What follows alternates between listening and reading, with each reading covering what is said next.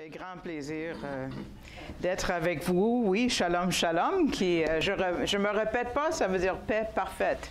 Dieu gardera dans une paix parfaite celui qui a les yeux fixés sur lui. Et de nos jours, c'est une bonne idée, n'est-ce pas? Je vous salue au nom des ministères Ariel. Vous pouvez écouter les enseignements du ministère Ariel à la radio chaque jour, à WCHP, où ça existe en français aussi. On a une émission française aussi. Tout est marqué sur les petites cartes d'affaires que j'ai sur la table là. Je veux juste donner quelques autres mots biographiques par rapport à comment je suis arrivée ici pour rester prise dans la neige 34 ans. J'avais pas de bons pneus d'hiver, on dirait. Je sais pas. L'histoire est longue, mais je dois avouer que pour une juive comme moi, de recevoir le pardon qui vient uniquement par le Messie que Dieu a envoyé parfaitement comme il avait dit qu'il ferait, ça prend environ 8 ans en général, en moyenne. Moi, c'était un peu plus court, c'était 4 ans. Mais moi, on va en parler, mais à la Pâque que nous allons fêter autour de la planète, cette année, le 14 Nissan arrive, et c'est pas comparé à une Toyota, OK? Nissan, c'est le bois juif, OK? C'est pour avoir un bon sens d'humour si on est juif. Soit on pleure, soit qu'on rit, on préfère rire. Donc, le 14 Nissan, aujourd'hui, le 4 jours avant ce que vous fêtez comme le dimanche des Rameaux et le 10 Nissan, on va le voir tantôt, et pourquoi Jésus est arrivé à Jérusalem ce jour-là précisément, de la façon qu'il a faite, comme Daniel avait prophétisé. C'est qu'on m'avait enseigné, et à la synagogue, peut-être pas à la maison, mais à la synagogue où j'ai reçu à peu près 10 ans d'éducation juive, que le Messie viendrait avec Élie un soir de la Pâque. Comment il devait être autour de la planète en même temps, mais j'avais entendu que les chrétiens croyaient que le Père Noël faisait ça, puis moi je parlais de Dieu, hein, donc ça c'est plus d'autorité là que Père Noël. Donc c'était le moment de l'année le plus important dans ma vie. C'était le soir de la Pâque. Et vous allez voir ce qu'on a fait pour accueillir Élie. Mais moi, Élie, là, c'est de la petite bière là, comparée au Messie, parce qu'il devait mener le Messie sur un âne blanc, j'avais entendu. Et moi, j'avais hâte de rencontrer mon Messie. Pourquoi? Parce que moi, malheureusement, je ne sais pas qui parmi vous, vous venez d'une famille fonctionnelle, mais moi, je viens d'une famille dysfonctionnelle. Et puis, il y avait beaucoup d'abus, malheureusement, dans ma famille, surtout émotive parce que ma mère souffrait d'une maladie mentale non contrôlée. Il n'y avait pas de médicaments, même elle s'est fait opérer dans le cerveau pour ça, dans les années de supplice pour les malades mentales. Et puis, elle était la seule à survivre l'opération ce jour-là parmi 8 personnes. Elle est la seule survivante. Et puis, parce qu'elle avait autre chose à faire, et puis me mettre au monde. Donc moi, mon seul espoir dans la vie, à cause de tout l'abus que je souffrais, c'était que le Messie vienne. Parce que quand le Messie venait, c'était pour mettre la paix sur la planète, puis je vous dis qu'il y en avait besoin de la paix dans cette maison-là. Donc, moi, je me tirais aux 4 épingles, j'étais prête pour le Messie, pour recevoir le Messie à un moment dans la soirée où le plus jeune allait à la porte pour accueillir le Messie, puis c'était le moment de l'année pour moi. Mais imaginez la déception quand il n'était pas là, je sanglotais. Vraiment, j'étais inconsolable. Parce que ça voulait dire que je devais vivre encore un an d'abus. Hein? Mais ma foi était solide dans ce Messie et je recherchais cette Messie. Mais l'histoire de comment je suis venue à vraiment comprendre que Yeshua, que Jésus était le Messie, c'est une longue histoire. Et puis, il y a des CD sur la table si vous voulez écouter, ou peut-être à une autre occasion, je vais avoir l'occasion pour vous présenter. Mais grosso modo, c'était la parole de Dieu qui m'a convaincue. C'est vraiment avoir les prophéties accomplies précisément par Yeshua. Et moi, j'avais lu l'Évangile de Matthieu, encore là, pourquoi dans une école secondaire juive, comment j'avais lu Matthieu pour l'école, là, c'est une autre histoire, pour un autre moment. Sous le couvercle avec une lampe de poche, tu sais. Seigneur, pardonnez-moi, je veux avoir un A dans mon cours, puis j'ai lu les 28 chapitres d'un shot. Il manquait d'air un peu, là, mais bon. Je l'ai fait. Et puis, donc, ce que je vais représenter pour vous, c'est sûr que ça prend d'habitude comme 2h30 de temps. Donc, moi, j'ai 3/4 d'heure. Donc, ça va être un peu vite, mais c'est ce qui se répète dans toutes les familles juives autour de la planète chaque année. Et peut-être, peut-être vous avez déjà vécu ça, mais nous, on fait pas ça juste une fois, on fait ça 2 soirs d'affilée. Exactement la même affaire. Donc, on fait trop de bouffe pour avoir des restants, là, les femmes pensent à ça, là. Hein? Et puis, il faut avoir une maison super propre, parce que la maison, il faut le nettoyer de fond en comble, chaque coin de chaque tiroir, de chaque armoire doit être vraiment très propre pour qu'il ne reste plus de levain dans la maison. Donc, moi, je m'en fichais du travail que ça prenait parce que j'allais rencontrer mon Messie, là. Donc, n'importe quel prix, là, ça valait la peine de faire tout ce travail-là. Donc, c'est une cérémonie qui se répète depuis 3500 ans. C'est vraiment, tu sais, nous, on pense qu'on est vieux au Québec, 400 ans, tu sais, wow. Je me souviens, tu sais. 3500 ans, c'est un peu plus long, on dirait. Et c'est une expérience spirituelle que nous allons faire à la lumière du Nouveau Testament. Et puis, ça va vous aider à comprendre des passages bibliques, comme ma sœur m'a demandé par rapport à la fête de la dédicace et comment comprendre ça. On comprend plein d'affaires dans la Bible parce que le Nouveau Testament n'est jamais lu sans comprendre ce qui est. Tu sais, comment est-ce qu'on pouvait identifier le Messie si on n'avait pas les 109 prophéties des Écritures hébraïques, là? Va donc trouver le Messie, hein? En ce moment, il y a une équipe qui fait de l'évangélisation avec des traités sur la Pâque et vous pouvez en prendre vous-même si vous avez des connaissances juives ou des amis, des voisins, des collègues de travail qui ne sont pas juste sur Zoom. En tout cas, vous pouvez prendre un dépliant. Il faut mettre ça à jour. Hein. On a des dépliants en français, si vous voulez en prendre, ou si vous désirez mieux comprendre la Pâque. Pour vous aussi, il y en a sur la table. Et puis, il y a une équipe qui fait de l'évangélisation. Moi, je suis d'habitude avec l'équipe. On fait ça des fois 2 fois par semaine. Priez pour nous. Je vais en parler du ministère après. Mais on va dans les centres d'achat où les épiceries ont une section cachère pour en donner. Donc, voilà une équipe présente. Et on a donné des milliers de Bibles. Vous allez voir sur la table ici, c'est d'un Ancien Testament qui est Tanakh. Et puis on donne, ça c'est en français, j'ai des sets ou des jeux de livres en anglais aussi, ou en russe ou d'autres langues, ça c'est le Nouveau Testament. Et puis Brit Hadasha en hébreu. Et puis on les donne dans un petit sac à cadeau, comme style Dollarama, bien caché au fond, là, pour que ça ne soit pas à la vue et su de tous. S'ils entrent dans la maison avec de la contrebande en main. Là,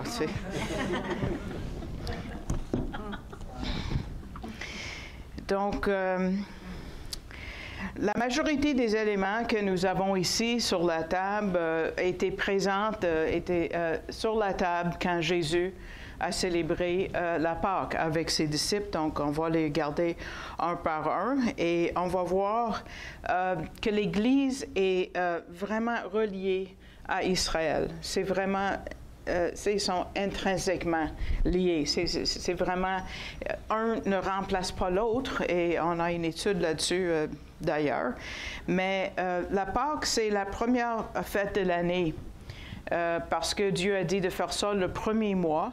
Pourquoi? Parce que cette fête-là est super importante. Et il veut mettre beaucoup d'emphase là-dessus, donc il dit premier mois.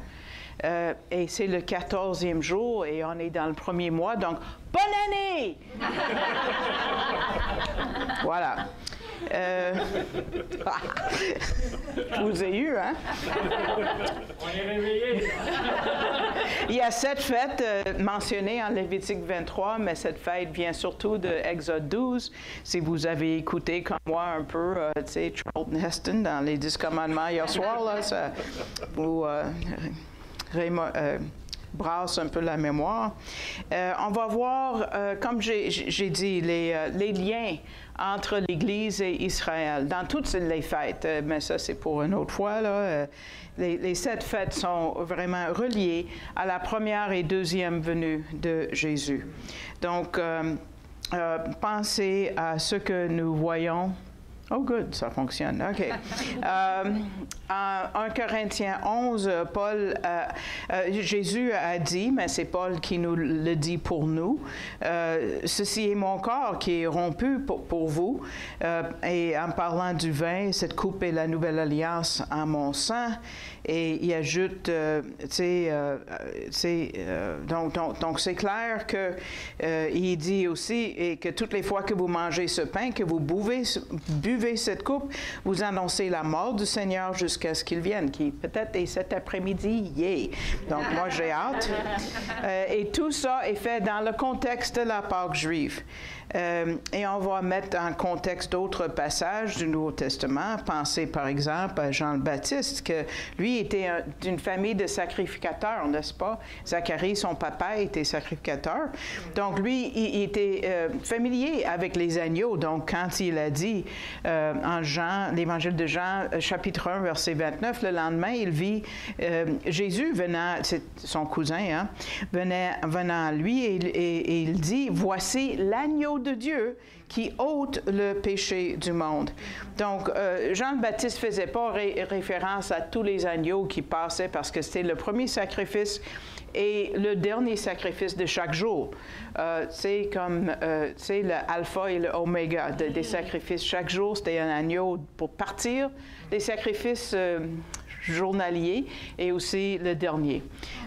Donc, il y en avait un qui était sacrifié à 9 heures le matin. À quelle heure est-ce que Jésus a été crucifié? Oui, à 9 heures. À quelle heure est-ce qu'il est mort? À 3 heures, c'est là où on sacrifiait le deuxième agneau de la journée. Donc, j'ai la chair de poule parce que vraiment, c'est vrai. C'est tellement riche de comprendre ça, là. Et Paul était lui-même aussi pharisien, on le sait, et il était aussi familier avec les sacrifices au temple. Et puis, il associe Jésus à l'agneau quand il dit en 1 Corinthiens 5,7 « Faites disparaître le vieux levain afin que vous soyez une Pâque nouvelle, puisque vous êtes sans levain, car Christ, notre Pâque, a été immolé. » Donc, on va voir à travers la Pâque beaucoup de doctrines importantes, dont le salut, par exemple, à travers tout ça, parce que le sang de l'agneau, c'est ça qui nous purifie de tout péché, n'est-ce pas?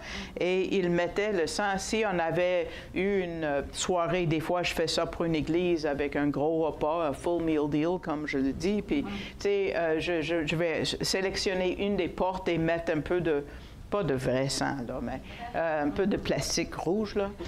C'est sur le linteau et les deux montants de la porte, juste pour rappeler aux gens, ou peut-être à la porte extérieure, quand ils arrivent, pour faire réfléchir les gens. Parce que c'est ça qui gardait le premier-né du jugement cette nuit-là. Donc, donc, ça prenait de la foi pour, tuer un agneau et dire, ce sang-là va me protéger Comment? C'est parce qu'ils ont eu foi en Dieu. Donc, ça nous prend de la foi en Dieu, n'est-ce pas, pour chaque jour de nos vies. Donc, le message derrière cette fête, c'est ce qu'on va regarder maintenant. Comme j'ai dit, quand les Israélites, si vous avez écouté le film hier soir, vous aurez vu que Charlton Heston a dit qu'il fallait mettre le sang sur les portes et puis pour être protégé de l'ange de la mort, que Jésus a agi comme ange de la mort cette nuit-là. Il était aussi la colonne de feu et de nuages le jour. Donc, il était et le roc, il était très présent tout à travers ce voyage en sortant d'Égypte. Et puis, donc, le mot Pessah vient du mot pour passer au-dessus. Donc, Pessah, c'est le mot en hébreu. Mais pourquoi est-ce que Dieu a choisi le sang d'un agneau? Hein? Pourquoi? Parce que l'agneau symbolise le Messie, comme on a lu en Apocalypse. Tu sais, l'agneau est mentionné combien de fois en Apocalypse et ailleurs dans les Écritures. Donc, ce commandement de tuer un agneau et mettre le sang, c'est l'accomplissement d'une prophétie et qui parle aussi de, ce qu'on va fêter la semaine prochaine, la résurrection du Messie. Donc, encore là, ça prenait de la foi. Et ça ne dit pas de peinturer, là, tu sais, comme Benjamin Moore, là, c'est pas ça. Ça dit de frapper. Tu sais, il y en a qui pensent que c'était ça, là. Non. Dieu dit de prendre de l'hysope. Nous, d'habitude, dans ce repas, sauf que je l'ai oublié, on prend du persil ou du céleri pour symboliser. Qui est déjà allé en Israël? OK, oui, monsieur. Vous avez sûrement marché sur de l'hysope. C'est un genre d'origan sauvage dont les feuilles sont poilues. Et puis, donc, on peut l'utiliser comme pinceau si vous voulez. Mais ça dit de frapper le linteau et les montants. Je ne suis pas catholique, moi, mais je comprends cette affaire-là. OK? Voilà. Vous en connaissez quelque chose, je suis certaine. Donc, on se rappelle en Ésaïe 53, vous voyez comment ça a été frappé.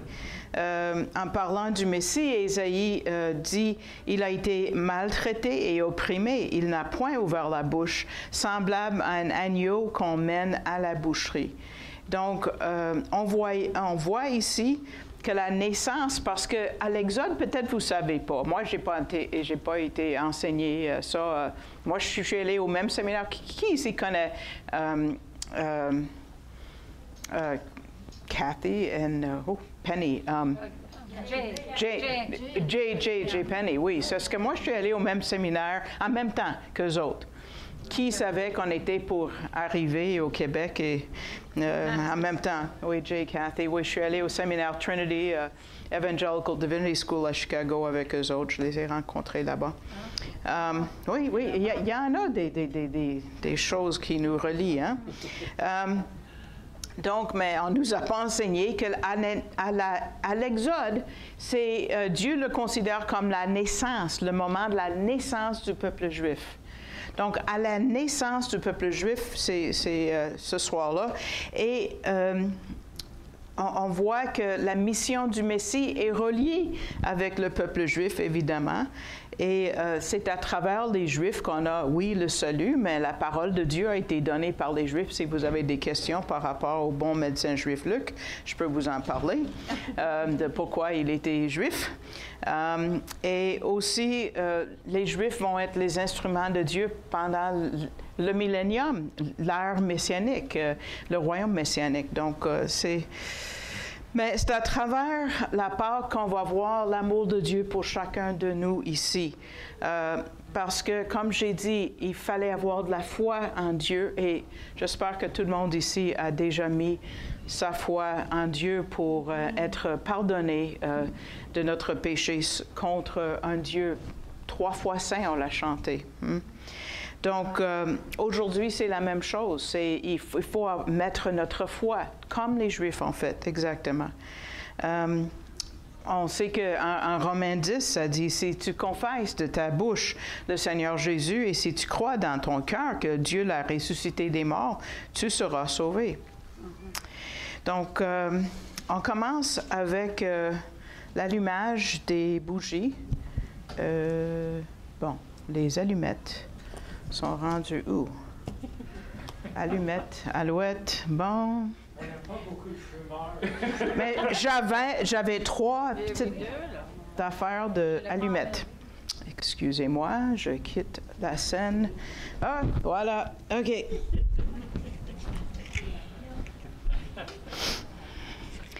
Et pourquoi est-ce que les femmes couvrent la tête en priant? Bon, c'est une longue histoire. Si vous voulez lire en Corinthiens 11, c'est pour une autre fois. Donc, mais quand j'allume les bougies, je suis la tradition minimum. Et si vous n'allumez pas de bougies dans une maison qui n'a pas de Hydro-Québec, là, essayez donc de voir ce que vous mangez. Donc, il faut toujours commencer le repas en allumant des bougies.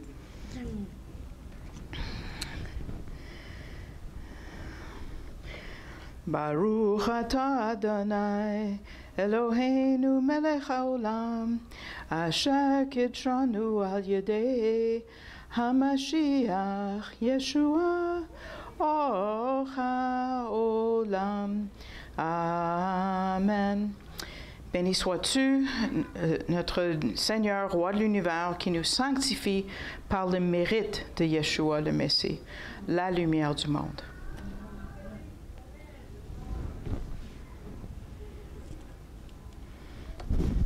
Ça, c'est un chandelier comme nous voyons au temple avec 7 branches, mais on sait que Marie, ou son nom était Myriam, évidemment en hébreu, a dû mettre de la lumière à la table, puis elle a aussi mis la lumière du monde au monde, hein, n'est-ce pas? Donc, c'est clair. Jésus a dit en Jean chapitre 8, c'était juste avant la fête de la dédicace, donc c'était pendant la fête des tabernacles que Jésus a dit en Jean 7, 8, 9, était pendant la fête des tabernacles. Il a dit « Je suis la lumière du monde », parce qu'il y a une cérémonie avec la lumière pendant cette fête-là. Celui qui me suit ne marchera pas dans les ténèbres, mais il y aura la lumière de la vie. Donc, le deuxième élément qu'on a ici, c'est un Haggadah. C'est écrit pas en envers. Pensez si le français a été écrit avant l'hébreu ou l'hébreu avant le français. Donc, vous allez savoir ce qui est écrit à l'envers. Je vous laisse décider. Donc, le Haggadah veut dire « tu raconteras ». Pourquoi? Parce que ça vient du verset en Exode 13. Comme je vous ai dit, Exode 12 commence la commémoration de la Pâque et il dit « Tu raconteras alors à ton fils et en mémoire de ce que l'Éternel a fait pour moi. » Chaque Juif est censé de penser que c'est lui-même qui a été sorti de l'Égypte et de l'esclavage. Mais nous avons été sortis de l'esclavage au péché. Lorsque je suis sorti d'Égypte.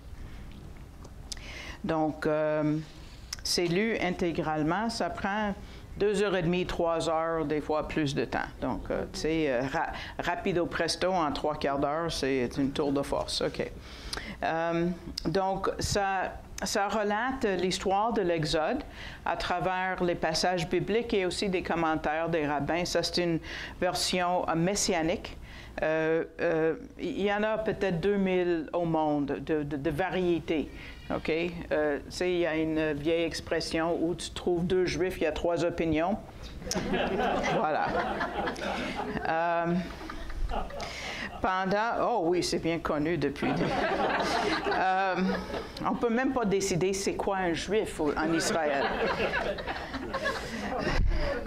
Donc, pendant la Pâque, on boit 4 fois d'une coupe. On ne boit pas 4 coupes. OK? Sinon, non. Et chacune des 4 coupes ont un nom. Chacun des coupes a un nom. Et on trouve 3 de ces coupes mentionnées dans les évangiles.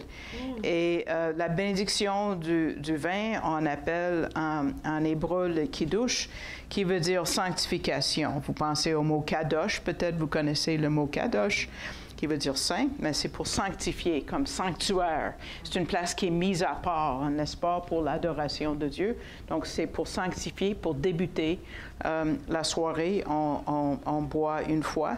Et puis, on le voit, cette coupe, dans Luc chapitre 22, versets 14 à 18, où ce dernier souper a été entamé. Et puis, on voit versets 14 à 18. L'heure étant venue, il se mit à table et les apôtres avec lui. Ensuite, au verset 17, nous lisons « Et ayant pris une coupe et rendu grâce ». Donc, c'est tout de suite quand ils se sont mis à table, OK? Remarquez bien, tu sais, le timing de tout ça. C'était au début de la soirée. OK? On vient d'allumer les bougies. Et puis, là, on prend une première coupe. Prenez cette coupe et distribuez-la entre vous, car je vous le dis, je ne boirai plus désormais du fruit de la vigne jusqu'à ce que le royaume de Dieu soit venu. Donc, après cette nuit-là, il ne va pas en boire jusqu'à ce qu'il boive avec nous. OK? Mais à part les 4 fois, il y a, qu'on boit, il y a une autre coupe. Et cette coupe-là, même ça vient d'Israël, je l'ai achetée là-bas. Et il y a d'habitude comme une chaise, j'ai pas mis la chaise, il y avait trop de stock à déplacer déjà, là, avec une place mise et tout ça. Pourquoi? Qu'est-ce que ça représente? Mais ça représente la coupe d'Élie. Comme je vous ai dit, j'attendais qu'Élie vienne. Et c'est basé sur Malachie 4, 5 qui dit « Voici, je vous enverrai Élie, le prophète, avant que le jour de l'Éternel. » C'est quoi le jour de l'Éternel? À 100% du fois dans la Bible, quand vous voyez le jour de l'Éternel, c'est la tribulation. Nous savons. OK? Donc, avant que ça arrive, il va envoyer Élie. Et la tradition dit que, bon, Élie va venir avec le Messie un soir de la Pâque, donc on met une place. Et comme j'ai dit, c'était mon espoir chaque année.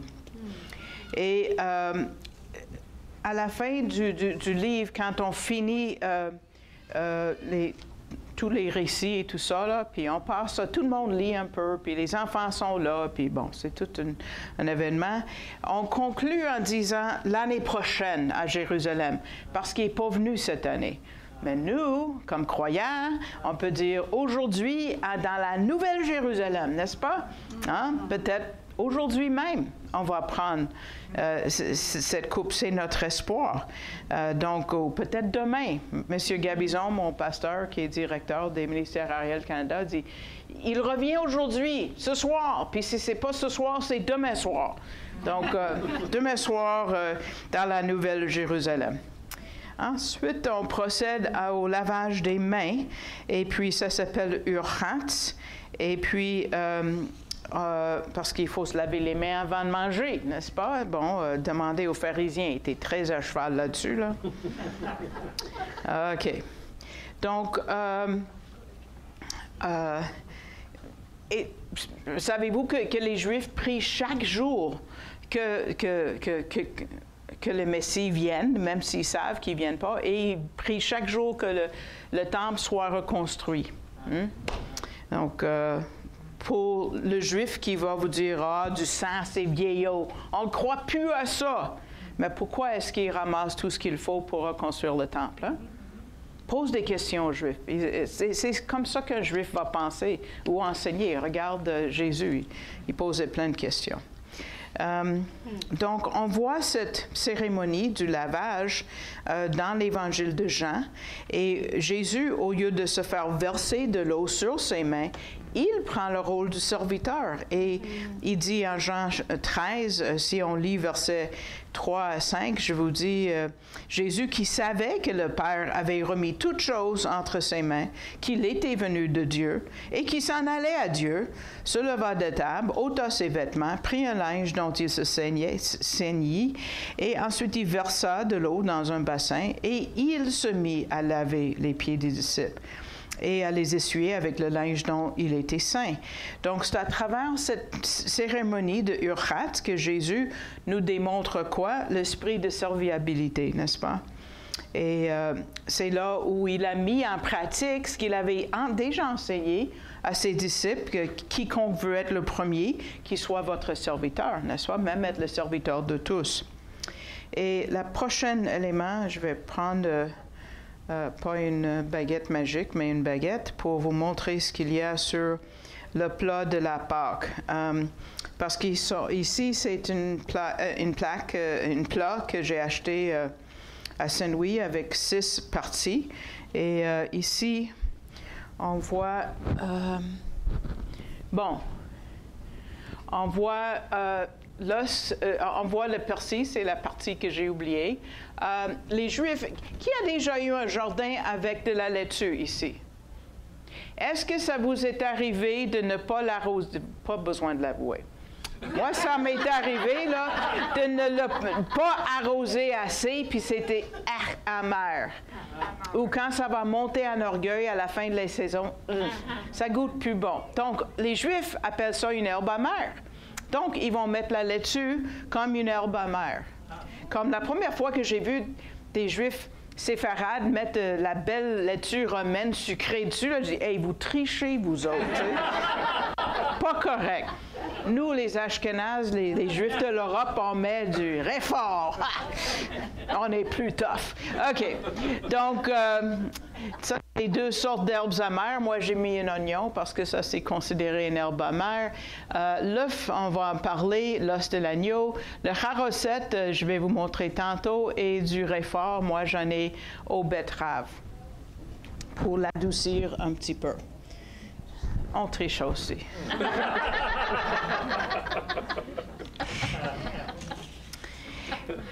Il y a aussi un sac ici. Je vais essayer de ne pas le brûler avec les chandelles. Et ça, en hébreu, c'est les noms des éléments qui sont là-bas. OK?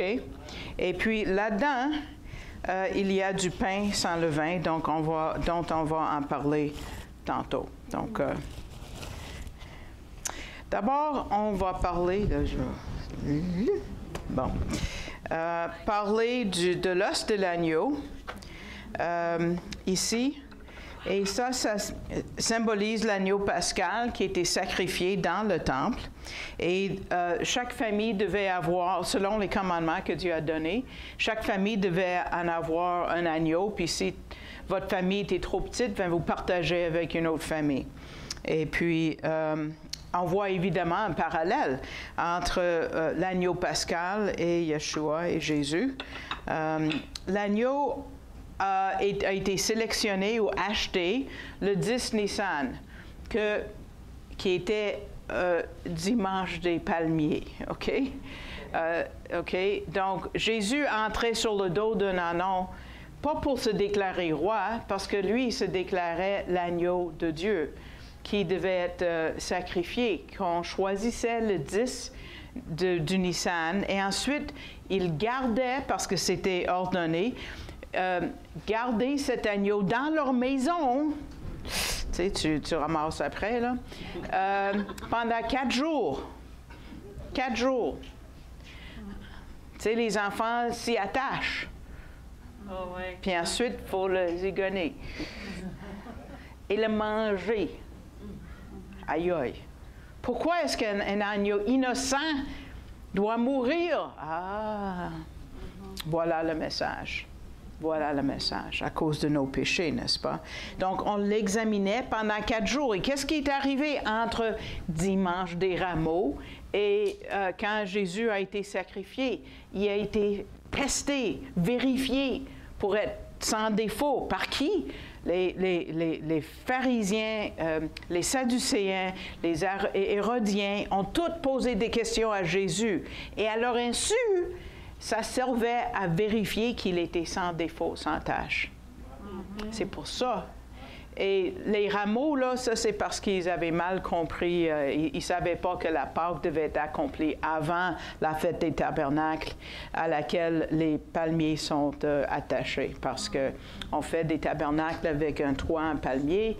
Et vous voyez aussi entre le chapitre 40 et 48 d'Ézéchiel comment le 4e temple va être fait et c'est décoré de palmiers partout. Donc, eux, ils croyaient que Jésus entrait pour établir son royaume, sans savoir qu'il devait mourir en premier. Donc, aussi, il ne fallait pas qu'il casse aucun os de cet agneau-là. Puis on sait que Jésus est mort sans qu'un de ses os soit cassé. Donc, on voit à quel point ça a été accompli dans les moindres détails.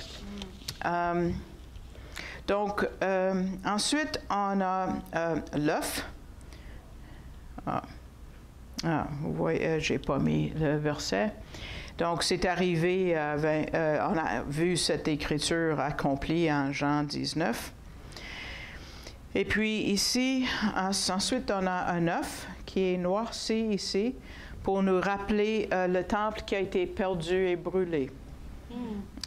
Donc, d'habitude, c'est cuit dur, et puis c'est la première chose qu'on mange pendant le gros repas copieux. Quand on parle du repas du Seigneur, puis on mange une petite affaire de pain, là. Je me rappelle un soir de la Pâque juive, chez mon directeur, j'ai compté 26 affaires différentes qu'on pouvait manger sur la table. Donc, c'est ça le repas du Seigneur? Pas tout à fait. C'est un symbole de deuil et de la destruction du temple. Et ça représente l'agneau aussi parce qu'on ne peut plus faire de sacrifice. Mais surprise, dans le judaïsme, c'est un symbole de la résurrection. Dans le judaïsme, surprise. Qui est pas pondu par un lapin, par exemple.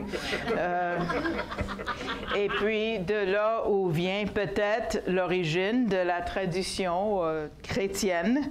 Mais nous, on aime dire que ça, c'est comme un symbole des Juifs. Qui a déjà, pas besoin de l'avouer, moi je l'ai déjà fait cuire leur œuf trop longtemps. Ça, c'est comme les Juifs. Plus tu vas les opprimer, plus ça devient dur. Voilà, tu as tout compris. Résistants, robustes, oui. Plus on les persécute, comme les 200 000 Juifs en Ukraine, par exemple. 200 000. Ici, à Montréal, on a 100 000. À Québec, pendant longtemps, on avait un Juif croyant.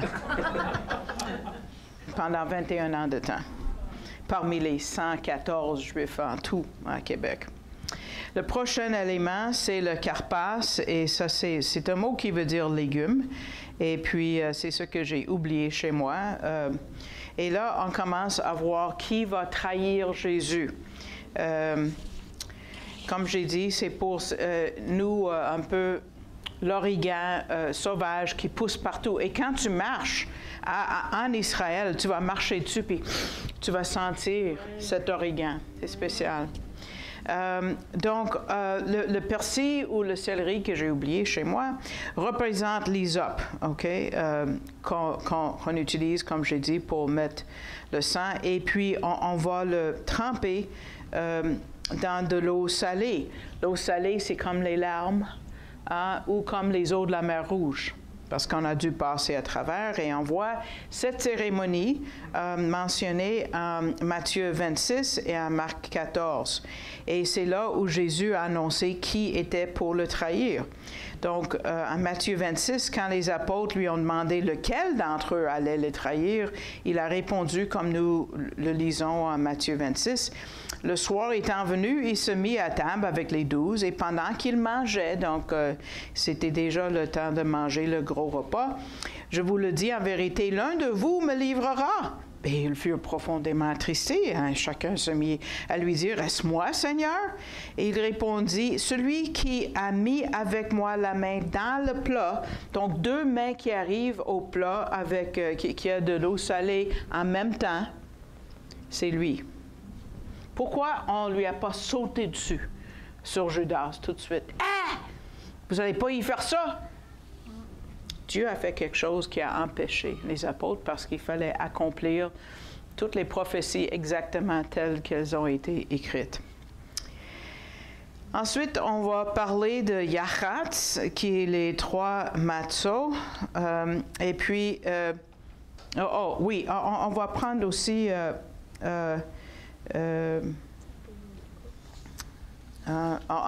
ça, c'est la deuxième coupe. La deuxième coupe n'est pas mentionnée dans les évangiles, donc je n'ai pas mis de verset, il n'y en a pas. Donc, les Juifs d'aujourd'hui prennent de leur coupe une deuxième fois et ils se rappellent toutes les plaies qui sont tombées sur l'Égypte. Et puis, même on enlève avec le petit doigt 10 gouttes pour enlever notre joie parce qu'on ne va pas se réjouir avec le malheur qui est arrivé aux Égyptiens. Mais ce n'est pas dans les évangiles, c'est une tradition aujourd'hui. Ensuite, on a les 3 matzahs. Donc, ici, comme je vous ai montré, après ce rejet qui vient d'être démontré, OK, on a une cérémonie et puis celui qui officie, c'est pas une femme d'habitude, OK, c'est un homme, mais bon. Il y a 3 matzahs ici. 1, 2 et 3. OK? Dans un même sac, un seul sac. Et puis, celui qui est en avant va prendre le matzah du milieu, va le casser en 2, va l'envelopper d'habitude dans un linge, des fois du lin blanc, va l'emballer et puis va le cacher. Et ça va disparaître pour un temps. Et puis, on va le revoir plus tard. Et on n'en parle pas plus que ça. On ne l'explique pas. Les Juifs font ça chaque année. Quand je vais vous dire pourquoi, ça va vous étonner. OK. Tiens, je vais mettre ça ensemble. Tiens, on va avoir l'esprit plus tranquille. OK. Le mot pour décrire ce que j'ai mis de côté, c'est afikomen. Et puis, je vais en parler plus tard. Donc, après, on commence le plus jeune de la famille, comme moi j'étais, on pose 4 questions. Pourquoi est-ce que cette nuit est différente de toutes les autres? Les autres nuits, on peut manger n'importe quoi. On peut manger des herbes amères, non, oui. Mais ce soir, on mange des herbes amères. Pourquoi? On peut s'asseoir n'importe comment les autres nuits, mais là, on se met au repos. Même, on mettait des pantoufles ou même une robe de chambre par-dessus nos beaux vêtements. Pourquoi? Bon, on va voir, c'est parce que pour démontrer qu'on est des esclaves libérés. On n'a pas besoin d'être prêt n'importe comment avec les bottes attachées, prêtes à partir avec notre bâton et tout, là. Ça démontre qu'on est libre. Donc, on pose 4 questions et on donne le récit de l'Exode pour répondre à ces questions-là. Et tu raconteras à ton fils. Hein? Donc, ça, c'est très long. Et puis, on commence... et la prochaine cérémonie, c'est une cérémonie avec des herbes amères. Donc ici, c'est du réfort. Ça, c'est fait avec des betteraves. Peut-être vous pouvez voir, c'est un peu rouge.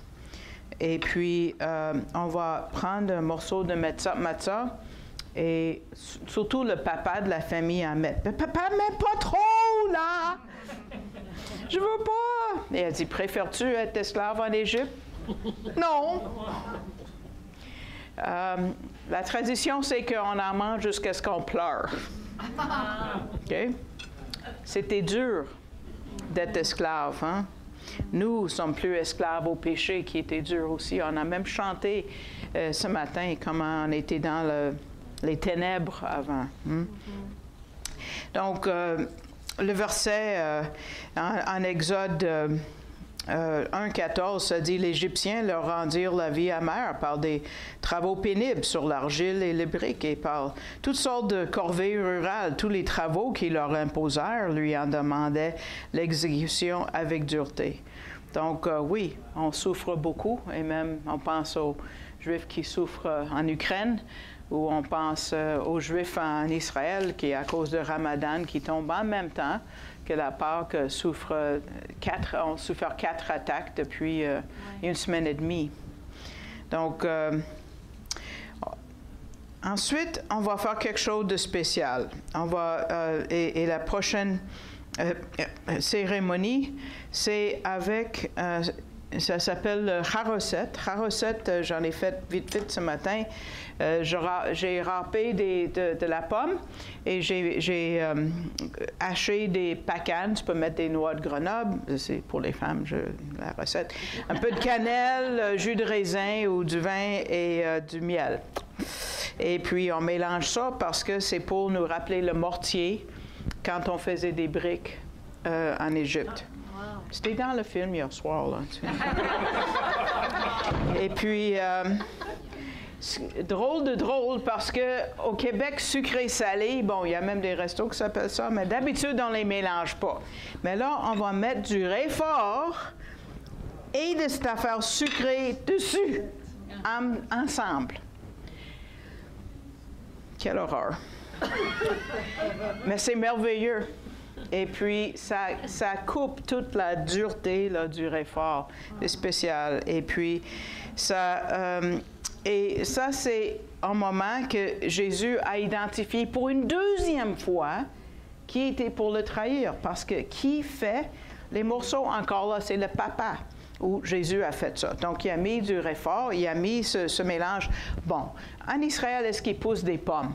Maintenant, oui, mais il y a 2000 ans, pantoute. Donc, là, ils ont pris des dattes, puis d'autres choses, tu sais, de la terre, mais quelque chose de sucré. Donc, il a fait ça et il a donné à Judas. Donc, c'est pas la même chose que les deux qui ont mis la main en même temps, hein, avec le persil, l'eau salée. Pas la même affaire. Là, c'est une deuxième fois qu'il dit qui va le trahir. Il donne ça à Judas. Encore là, on lui a pas sauté dessus pour l'attacher. Il fallait accomplir. Donc, en Jean 13, encore là, on lui demande qui va le trahir et il dit, c'est celui à qui je donnerai le morceau trempé. Et nous, qu'est-ce que ça nous dit pour nous? On a des peines. Là, on a une sœur ici qui a beaucoup de peines. Hein? Mais elle a un goût. Si on peut mélanger ça avec de l'espoir, ça coupe la dureté de ce qu'on vit. Et nous, on sait qu'on va peut-être être dans la Nouvelle-Jérusalem aujourd'hui même. Donc, ça nous aide à passer à travers les difficultés de la vie, n'est-ce pas? Il y a un dicton pour ceux qui comprennent l'anglais que les Juifs disent pour presque chacune des fêtes, et je vais le traduire après. They tried to kill us, we won, let's eat. Ils ont essayé de nous tuer, nous avons gagné, mangeons. Beaucoup de fêtes comme ça. Le Purim, ben oui. Sauf que c'est Dieu qui a gagné, c'est pas les Juifs, il faut le dire. Donc, on va revenir à ces 3 galettes-là. Parce que, bon, on prend un repas copieux, comme j'ai dit, là, ça a pu finir jusqu'à on ne peut plus en manger, jusqu'à mort s'en suive. Et puis, ensuite, on va parler de ces 3 pains. Pourquoi? Parce que maintenant, on va prendre le morceau qui est là. Les Juifs vont dire ça représente les prêtres le tribut de Lévi, les prêtres en particulier, et Israël les autres. Mais pourquoi est-ce que, tu sais, un doit être cassé en 2? Il y en a d'autres qui disent, c'est Abraham, Isaac, Jacob. Est-ce que Isaac a vraiment été sacrifié? Pas du tout. Hein? Donc, pourquoi on fait tout ça? Intéressant. Là, le mot pour ce morceau-là, c'est l'aphikomène. Ça, c'est un mot grec. C'est pour ça que on l'a écrit en grec à droite. C'est écrit en hébreu à gauche. Et puis, vous voyez les 3 pains. Donc, c'est une cérémonie qu'on fait chaque année. Et les Juifs ne connaissent pas l'origine. Ils ont inventé des affaires folles, là, qui n'ont pas d'allure. Mais nous savons quoi? Que 3 en 1, j'ai déjà entendu ça. Hein? Et puis, oui, voyez, un des meilleurs exemples, même le meilleur exemple de la Trinité dans l'Ancien Testament. Oups, on est 2h30, il faut que je termine vite. Aïe, c'est difficile. Et maintenant, le Seigneur, OK, l'Éternel, c'est Dieu le Père, c'est Jésus, le serviteur, le bras du Seigneur, m'a envoyé avec son esprit. 1, 2, 3. 3 en 1. Voilà, 3 en 1. Mais pourquoi les Juifs font ça aujourd'hui? Ça a été institué, une des raisons, les gens disent, c'est les Juifs messianiques qui ont commencé cette cérémonie. Et les Juifs aujourd'hui le font sans savoir. Et après le repas, ils prennent ce morceau, ils le déballent. Même d'habitude, c'est dans du lin. Et ça arrive avec la 3e coupe. Et on le casse en morceaux, puis on en donne à tout le monde. Ça sonne-tu comme quelque chose que vous connaissez? Je pense que oui. Juste pour vous montrer combien c'est comme le corps de Yeshua. Vous voyez les trous dans ce pain-là? Vous voyez comment c'est strié, comme Jésus était pour nous, n'est-ce pas? Et si le pain n'a pas ça, c'est pas cachère pour manger. Ce que je vous ai apporté, c'est du matzah fait par des mains. C'est fait à la main. Ça, c'est fait par une machine, ça. Mais ce que je vais partager avec vous, donc on peut distribuer le jus de raisin et le matzah à tout le monde. Ça va prendre quelques minutes. Je vous ai... on a cassé du pain comme ça, des morceaux entiers qui sont faits à la main en Israël. Vous allez manger quelque chose si, évidemment, vous reconnaissez le corps de Jésus par ça. On va dire les bénédictions ensemble et puis on va le prendre tantôt, pas tout de suite. Donc, attendez tout le monde, n'est-ce pas? Donc, vous voyez les versets qui nous rappellent les traits de caractère de Jésus. En Zacharie 12:10, il dit « Ils tourneront les regards vers moi, celui qu'ils ont percé. » Et puis, en Ésaïe 53, verset 5, « Il a été blessé pour nos péchés. » Et certaines traductions disent « Il a été percé pour nos péchés. » Et aussi, on a, 1 Corinthiens 11 qui nous rappelle tout ça. Donc, c'est avec ce pain sans levain que Jésus a institué le repas du Seigneur. Et puis, on se rappelle que nous sommes guéris spirituellement quand on croit en lui. Et puis, on va dire, je vais vous enseigner un peu d'hébreu. Attachez vos ceintures, OK?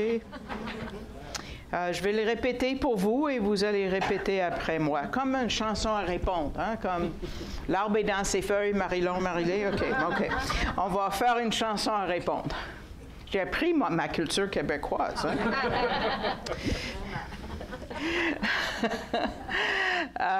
Je vais le dire une fois et puis vous allez répéter après moi, OK? Baruch atah Adonai Eloheinu melech haolam asher kideshanu b'mitzvotav v'tzivanu al akilat matzah. Et je vais aller beaucoup plus lentement, OK? Baruch atah Adonai Eloheinu melech haolam asher kideshanu b'mitzvotav, et que vous êtes bon. Vetzivanu al akilat matzah. Disons ensemble, loué sois-tu, Éternel, notre Dieu, Roi de l'univers, qui nous a amenés à célébrer la vie de Yeshua en mangeant cette matzah. Donc, mangeons.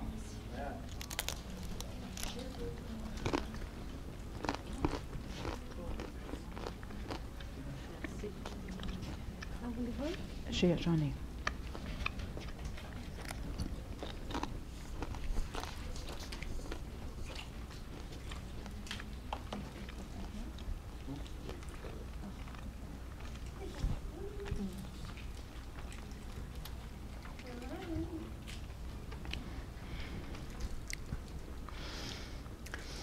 À 1 Corinthiens 11, 25 et 26, Paul nous dit: de même, après avoir soupé, il prit la coupe et dit: cette coupe est la nouvelle alliance en mon sang. Faites ceci en mémoire de moi toutes les fois que vous en boirez. Mais on va dire la bénédiction en hébreu avant. Hein? Okay. Car toutes les fois que vous mangez ce pain et que vous buvez cette coupe, vous annoncez la mort du Seigneur jusqu'à ce qu'il vienne. Donc, c'est de la troisième coupe. Comment on appelle? J'ai parlé de la coupe de sanctification, la coupe des plaies. Ça, c'est la coupe de c'est la coupe de rédemption, ou on l'appelle aussi la coupe de la résurrection. C'est ça qui arrive avec. C'est ce pain-là qu'on mange avec la troisième coupe de la rédemption quand Jésus a pris la coupe après le repas. Après avoir soupé, vous voyez? C'est après, c'est pas la même coupe. C'est plusieurs coupes qu'il a prises. OK. Et pourquoi on se penche vers le gauche? C'est pour encore dire, c'est parce que ça digère mieux, là. C'est la façon que l'estomac est situé, là, c'est mieux vers le gauche. Et puis, oui, c'est ce qu'on fait. Vous m'avez invité pour ça, là. Donc, on va dire, oui. Là, on va commencer tout de suite la partie lente, OK? Baruch atah Adonai Eloheinu melech haolam borei piri hagefen. Et que vous êtes bon. OK. Béni sois-tu, Éternel notre Dieu, Roi de l'univers, Créateur du fruit de la vigne. Amen. L'chaim. OK.